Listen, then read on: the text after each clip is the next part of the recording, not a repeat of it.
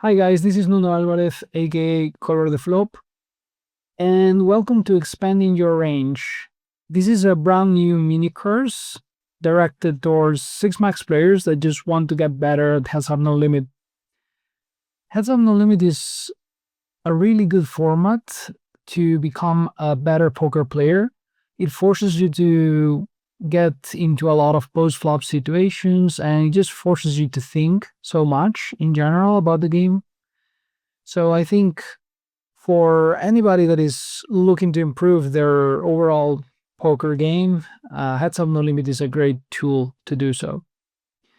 So on this course, I'm just going to be focusing on trying to break down Heads Up as much as I can, so I can give you guys a good understanding of how the game works and what are the main differences with the 6 max games. So we're going to be starting by covering preflop. We're going to be taking a look at GTO preflop ranges. We're going to get some ideas about how to adjust depending on the opponents that we're facing. We're also going to be taking a look at the flop, and we're going to share some ideas about how to play the flop properly, whether or not c-betting your entire range is a good strategy. And we're just going to be just getting a good understanding of how the c-betting and defending the flop should look like. We're also going to talk about some general ideas about the game. We're going to talk about blockers versus unblockers. We're going to talk about some value and bluffing thresholds in some situations. And we're also going to talk about a concept that I think is very important that a lot of people just don't pay enough attention to, which is the Gameflow. And I think it's really important in Heads Up to just talk about it. We're also going to be going to cover the turn play, and we're going to take a look at some non-natural bluffs that we need to be finding on turn spots. For the river, we will also take a deep dive and take a look at how to play rivers correctly, how to bluff catch and bluff rivers properly, Heads Up No Limit, which is something that I think a lot of 6 max players struggle with. And finally, we're just going to be taking a look at where does the EV come from when you're playing Heads Up. I feel like for a lot of 6 max players, this can be a little bit counterintuitive because they sometimes are way too focused on making money from the recreational players when they're playing at their 6 max tables. And in Heads Up, I think the approach is a little bit different. So we're also going to be covering that. Over the past few years, I've had quite a few students that contacted me and wanted to learn how to play Heads Up. They were primarily 6 max players that were just trying to improve their Heads Up game in order to be able to hold the lobbies or just to improve their post-flop ability, since I think Heads Up is really good for that. So the purpose of this course is just to allow these 6 max players that want to get better at Heads Up to do so, give them some ideas and approaches that they can apply into their game in order to become better at Heads Up. We're going to start with the main differences between both of the games. Of course, there is quite a big difference between Heads Up No Limit and 6 max No Limit, and we're just going to be covering those. What makes these two poker games so different? So in Heads Up No Limit, we have to fight for every pot. The money we make often comes from other professional players rather than from recreationals. This is actually very important because I feel like the 6 max approach is often just to sit at the table and try to get like a good seat over the recreational, directly to their left if possible, because it's a little bit more predatory in that sense. And obviously there's nothing wrong with that. It's just the nature of the game.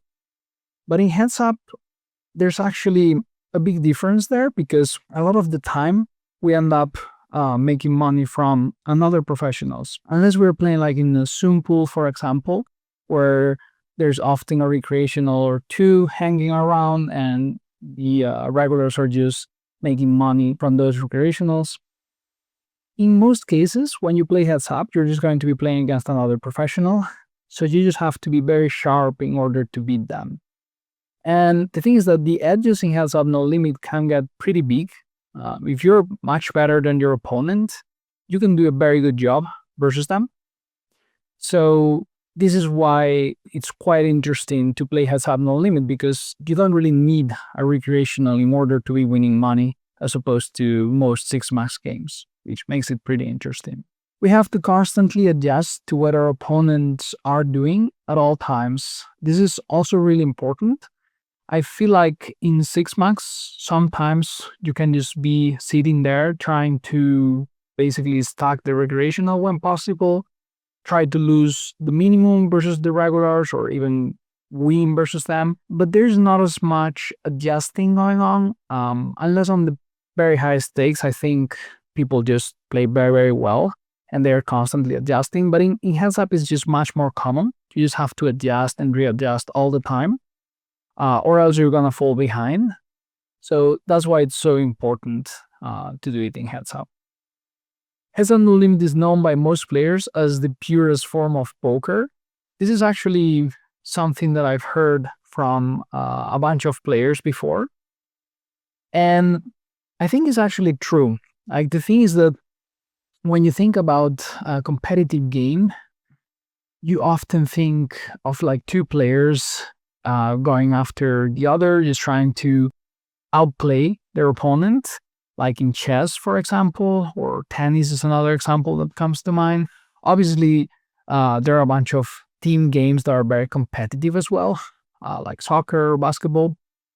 But I do think that the most pure form of competition often happens when it's just one by one with your opponent, just facing each other. I think that's where the magic happens, kind of. So I do think that heads up is just the most pure form of poker in that sense, because you just get to play versus one opponent, most of the time the same opponent always, unless you're playing like a Zoom format, and you just have to outplay them, which is very cool and very exciting, I think. Every single technical detail matters a lot. This is actually really important. The fact that there are not that many spots in heads up no limit makes this really key, because you just have to be extremely sharp with everything that you're doing. It's not like in 6-max where there are a bunch of spots that are very difficult to understand correctly or to play correctly in game, because the game tree is much larger, so it's more difficult to be very precise. But in heads up, you actually get to be very precise most of the time, which I think makes it very interesting. So you just have to be aware of every single detail of all the hands, all the situations, what your opponent is doing at all times. And yeah, that makes it pretty cool in my opinion. There's nowhere to hide.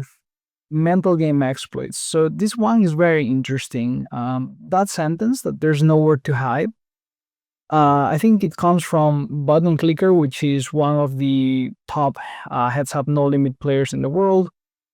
I heard this sentence on like a podcast. I think it was Prodigy on the mechanics of poker. He mentioned this, and it's actually pretty true. Like, when you're playing heads up, there's nowhere to hide really. You just have to be there, playing your very best versus your opponent, and you can't just wait and try to make money from other player or anything. You just have to be there, playing your best and nothing else. What I mean by mental game exploits is that I think there's a lot of room for exploiting your opponents and their mental leaks. A lot of people tend to get very emotional when they play heads up. They tend to make quite a few mistakes when they are getting outplayed. Because I think when you're facing the same opponent over and over and you're getting destroyed by them, that's actually pretty frustrating. So it's quite common for players to just start leaking when it comes to the mental game. Preflop ranges are much wider in heads up no limit than in 6-max no limit. That's also very true. I think that a lot of players struggle a lot with heads up no limit just because of how wide the ranges are. If they're used to play much fewer combos in most situations, when they have to play more hands and more combos, the game becomes more difficult for them. So yeah, I think that's also another interesting point. Here we have another important aspects to consider. Our opponents are often playing few tables, so there's more room for reading their mood, timing tells, and follow the game flow. This one is pretty key. It's a pretty big difference between both games. In 6 Max No Limit, most players end up playing a lot of tables and they end up having like action in multiple sides, and it's very different. Like you don't get to see exactly how they're doing because they just have way too many tables and they tend to not give away as much information in that sense. In Heads Up, however, you can take a look at the time that they're taking for their decisions, or you can always like feel how they are doing and how they're feeling themselves. So I think that often gives us quite a lot of room for exploiting that and adjusting to that. We have plenty of time to make our decisions, so we should try to be as meticulous as possible in every spot and give away as least as possible. This is very key as well. The fact that we have more time to make our decisions makes things different. It's not that we are supposed to be playing very quickly or anything. We can just take our time. We often play less tables. And the thing is that we have to be very meticulous. We have to try to make the best decisions over and over and over again and give away as least information as possible to our opponents, basically. In 6 Max No Limit, we can often automate our decisions and try to economize as much brain power as possible in order to play more hands or more tables. In Heads Up No Limit, less is often more. So it's a different approach. So here, I think it's pretty clear that when you play more tables, you tend to basically not be as sharp. Just you end up making some decisions that maybe are not super optimal, but you kind of have to, because you have to do it fast, because there's like the only way. You don't have enough time to take a better decision or something, and you also have like more action at the other tables, so it's a bit different. In Heads Up, however, you just have to be there, sitting, trying to make the best decision over and over and over again. It's like a chess game where players take a very long time to make a move sometimes. Obviously, in Heads Up No Limit, it's not the same because you don't have as much time to make a decision. But, you just have to pay more attention, essentially, and try to come up with the best decision as often as possible, basically. We have to be more present while playing. This one is also important. I think that it's very key to be very present when you're playing Heads Up in order to get into the flow of the game, see what your opponent is doing, adjust constantly to what they're doing. I think that's really, really important. The goal is to get into our opponent's head. This is actually a sentence that a friend of mine always tells me when we talk about Heads Up No Limit. And I think it's very true. Like, when you're playing Heads Up, you kind of have to understand, okay, what is this guy doing? Why is this guy choosing this sizing here? Or why is this guy using this combo here or whatever? Like, you get so much information and you have to try to make the best out of it so you can, take an advantage of what he's doing. There is constant action going on. We have to be mentally ready for it. So this is something that a lot of people don't pay enough attention to. Thing is that in Heads Up No Limit, you just don't get much breaks between hands or anything. Like, you have to be playing most hands, both in position and out of position. You just have to be playing most of the deck. So what happens is that you are in constant action, so you don't have much time to relax. And if you're playing like a few 6 Max tables, or even if you're playing live, like a 6 Max game, it's much more different. Like, you have a bunch of time in between hands. You can just relax and chill or whatever. In Heads Up, there's constant action going on, so we have to be ready for it, and we often need to have our head pretty clear in order to perform to our best level. And well, this is going to be it for the main differences between both of these games. I'll see you guys in the next one. We're going to take a look at the Preflop Strategy of Heads Up No Limit. So we're going to start by taking a quick look at the GTO ranges, and we're also going to talk about some of the adjustments that we can make versus our opponents. Okay, so here we have GTO Wizard, and we're going to take a look at these GTO preflop ranges. So note that this is a low rake environment. This is 1K NL on Poker Stars, which I think is a pretty low rake environment in general compared to some other sites, but I think it serves us to start as a starting point to go with this. So we're gonna see 2.5x as the opening sizing. I think that's the most common sizing for most people, and it's fine. Like, you can open a little bit smaller, even a little bit larger is fine. It doesn't really matter all that much. So we're not gonna worry too much about it, and we're just gonna go with 2.5 open. As you guys can see, we're supposed to open close to 80% of our hands.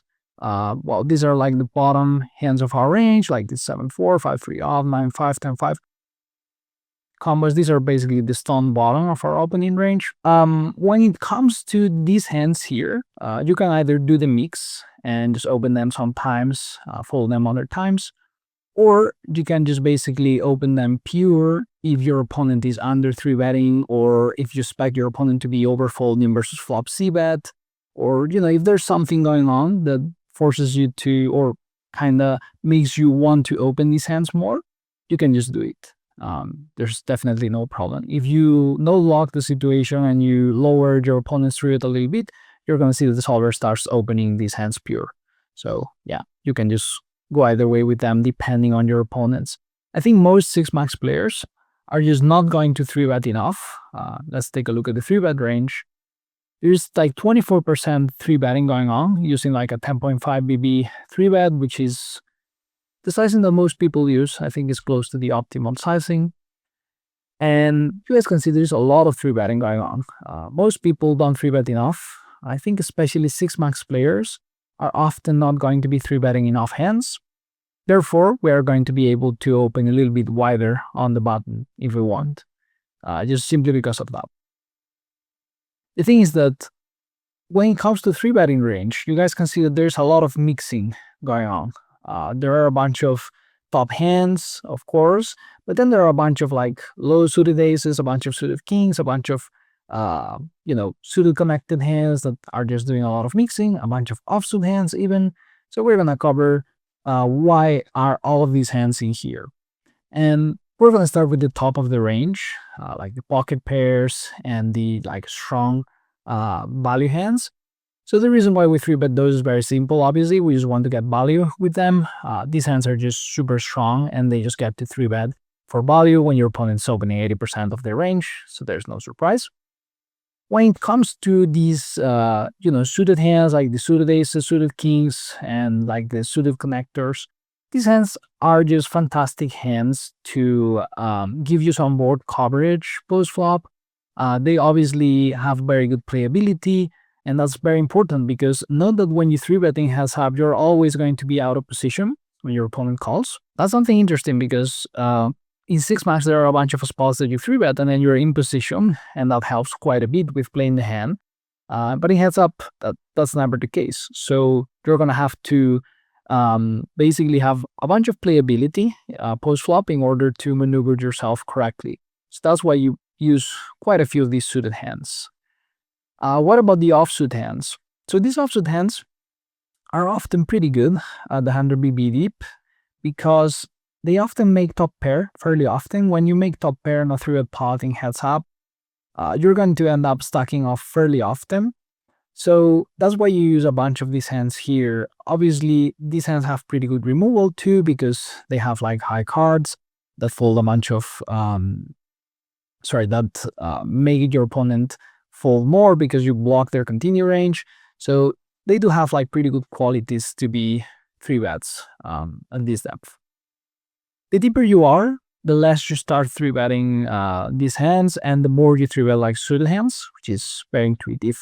But we're not gonna worry too much about that now.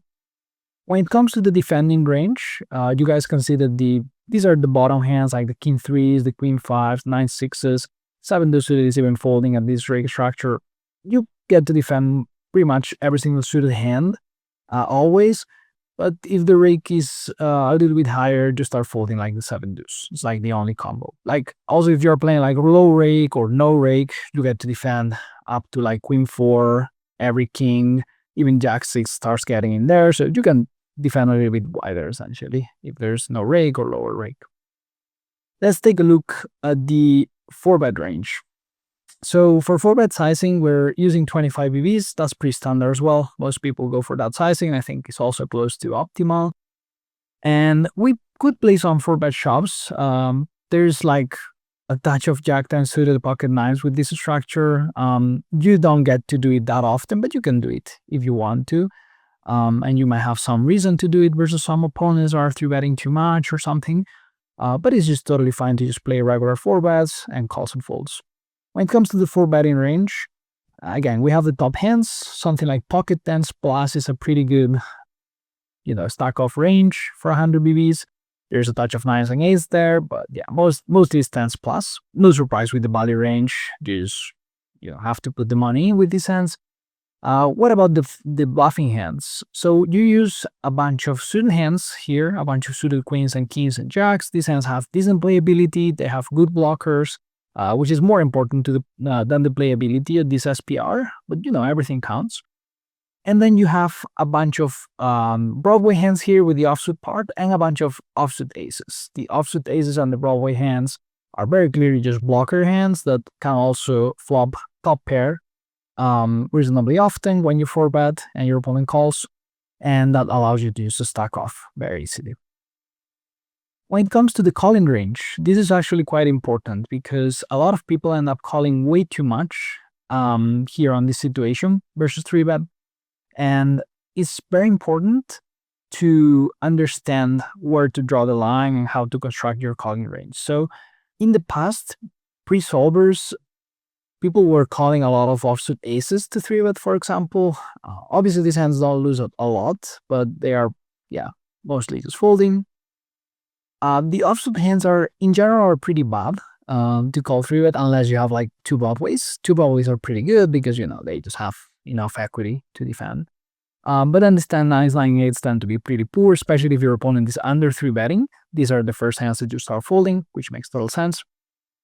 And then the suited part, you can expand quite a bit because the 3-bet size is not massive, and these suited hands in position play fairly well, so you can defend pretty wide with these combos, which makes total sense, of course. Like suited part, I think, given that you're in position, 3-bet is not super large, they played fairly well post-flop, so yeah, makes total sense.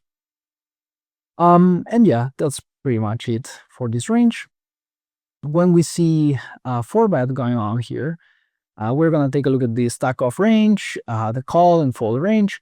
So when it comes to just stacking off here, we have like basically something like 10s or jacks plus is like the clear threshold for just the stacking off when you face a 4-bet. But then you have like some low pocket pairs, which are like mixes, which, these hands are fine because they are always stacking off versus the 16 ace king combos, both the offsuit and suited ones. So 16 combos of ace king in total that you're always like slightly ahead against, which is pretty good for these hands. And, it's like a good way to just realize your equity, go with the money, and that's fine with these combos if your opponent is 4-betting there as they are supposed to. And then we see pocket aces as the main trap here, which makes sense. This hand heavily blocks the calling range for your opponent when you shove. So you prefer to just call it and, trap your opponent a bit more rather than just put the money in, which also makes total sense. When it comes to the, let's call them like 5-bet bluffs, we have like the suited aces, which also makes sense. Like these hands block ace king, which is the hand that they don't want to run into, or pocket aces, of course. And then they always have equity versus like kings, queens, jacks. Obviously not amazing, but you block those pocket aces and ace king, you increase your full equity a little bit, and you do have some decent equity. So that's why you use them. When it comes to the calling range, this is also quite important. A lot of people tend to overcall here versus 4-bet quite heavily, and it's pretty important to not do that. Like, as you guys can see, the indifferent combos are like the ace jack off, king jack off, a bunch of these suited combos, especially the weaker ones. I feel like a lot of people tend to call way too many of these suited combos. So they end up having just way too many hands in there. So it's really important to not make that mistake and just call like the appropriate amount. It's not that you have to call exactly what the solver is doing. It's more like you have to construct your range in a way that makes sense and not call way too many of these hands, unless you have a reason to.